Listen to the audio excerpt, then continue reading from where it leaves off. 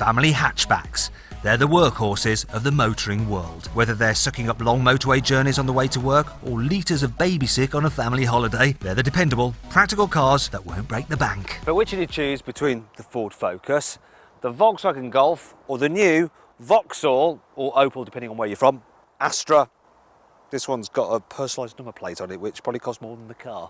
To help you decide, I'm going to compare their design. It's boxy.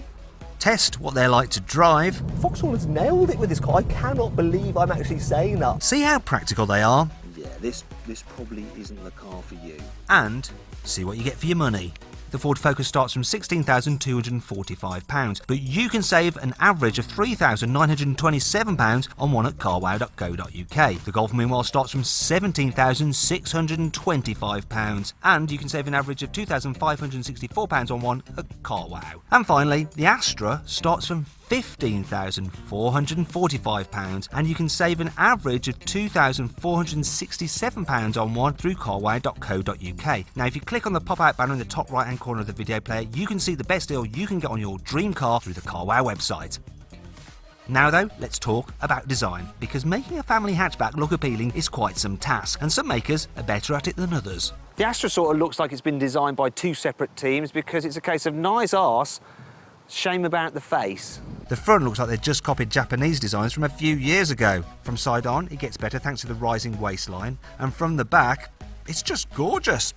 Well, for a hatchback. With the Focus, it's actually the other way around. The rear looks a bit awkward while the front end just works. The Ford Focus definitely has the sharpest looking face of the three cars. It looks more like a sports car than a humdrum family hatchback. It helps that it's got this Aston Martin style grille which really grabs your attention. The Golf, however, isn't quite so head-turning. That's because it pretty much looks like every other Golf before it. But that is what makes it so recognisable. Still, if you had to, how would you describe the design to someone? Well, it's boxy. That's all I have to say on the matter, really. Oh, and it's got a VW badge on the front, and people tend to like that. People also like lots of technology in their cars, and the Golf infotainment system is a breeze to use and available with smartphone connectivity. In fact, the whole cabin has been well thought out. Here on the inside, it's just simple, straightforward, no nonsense, and feels quality where it needs to feel quality. You know, it's not going to excite people, but it's not going to offend them either. And that's the Volkswagen way. Meanwhile, the Ford way seems to be aimed at frustrating users. The sync infotainment system is laggy and needlessly complicated to use, and there's no Apple CarPlay nor Android Auto. But that's not the only issue. The Ford Focus definitely feels the cheapest to sit in. I mean, while you have got squidgy materials here on the dash, there's lots of cheap plastics all over the place. This big steering wheel, isn't that nice to hold? The leather's, well, it feels fake. And overall, the design, it's just, well, it looks like it's been designed by a child, actually. That's not something you'd say about the Vauxhall. In fact, if you've never sat in one, you'll probably be quite surprised how nice it is. This new Astra's interior is a massive step up over the old cars. In terms of quality, it's right there with the Volkswagen, really. And the design's better, though. I mean, look at it. You've got shiny bits of trim here and here, which just liven things up. And they've even bothered to damp the glove box. I mean, look at that. That feels posh, that does, in an Astra. Just don't look too deep, otherwise you will find bits where they're trying to save some money. I can't complain about the infotainment system though. Apple CarPlay and Android Auto are standard if you don't like Vauxhall's own operating system, which actually is easily good enough. So too are interior cubby spaces, the door bins are huge, front and back, so is the glove box, and there's plenty of storage about the place. But what about carrying larger items? The Vauxhall Astra's boot isn't all that big, and yeah, it doesn't do anything particularly clever. They've given it these ridges to stop things sliding around. Yeah, that doesn't work very well, does it? Also, the load lip is high, there's no adjustable boot floor, and the load bay is stepped with the seats folded. Still, you can pack quite a lot of stuff in the Astra's boot, even with the seats up. So while the capacity might not be massive, it's just about enough for a family's luggage. But what's the car like for actually carrying that family? The back doors on this Astra open nice and wide, so it makes it dead easy to get in. And most people, most of the time, will find it roomy enough back here. The only thing that I'm a little bit disappointed about is there's no central armrest. If you need to carry 3 people in the back, it's just about bearable, as there's enough foot space, while fitting a child seat is the easiest of all 3 cars here, as the Isofix anchor points are a doddle to locate, and those wide doors help when installing the seat onto the base. In the Ford Focus, this is harder work, as its rear doors don't open very wide. In fact, the rear seats are the least roomy here, the main problem being slightly tight headroom. There is one saving grace though. Ford has given rear passengers some extra little cubby spaces. So you've got a little storage area here, another one here, and one here, which has room for what looks like a ventilator inhaler, but it's actually a little camera. On the whole, the Focus has reasonable cubby spaces, but they just aren't quite as useful as in the Astra, and neither is the boot. If you're the kind of person that wants to carry lots of stuff in their hatchback, then yeah, this probably isn't the car for you. The boot is the smallest of these cars by quite some margin, and like the Astra, there's a large load lip and a ridge when you fold the seats down. As a result, it's both harder to load and you can fit less in it than with many other family hatches. The Golf's boot may not be massive by class standards, but at least they've tried to give it some flexibility. Look, you've got an adjustable false floor and a ski hatch. Thanks, guys.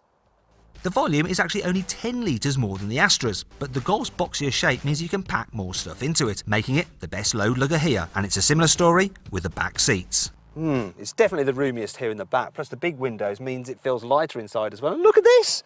VW give you a nice armrest. Oh, thank God.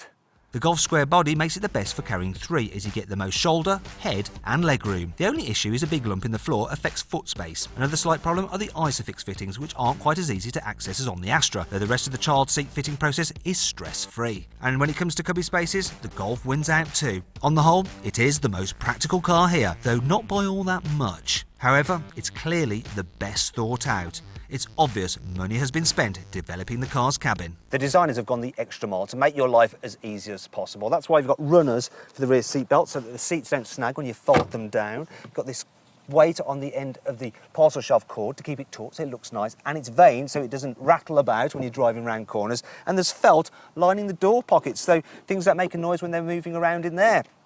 Ooh, felty.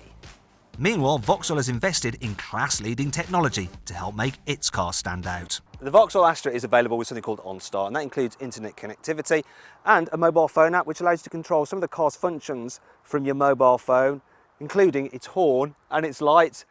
And you can use that for pranking your partner when you lend them your car.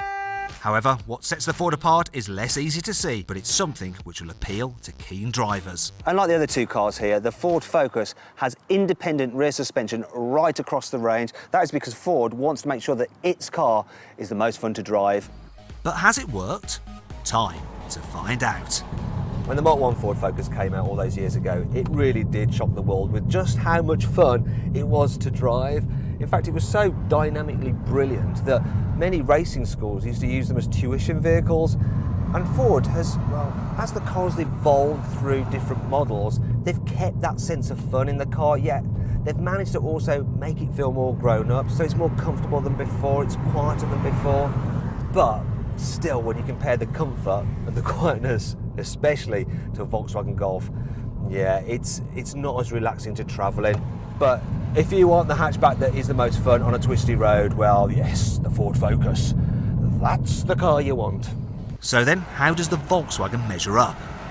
Now, the thing about the Golf is that it's often used as the benchmark for other cars, and you can imagine the frustration of other manufacturers when they're like, okay, so we've got to make our car handle as good as the Golf, it's got to be as quiet as the Golf, and it's got to be as comfy as the Golf.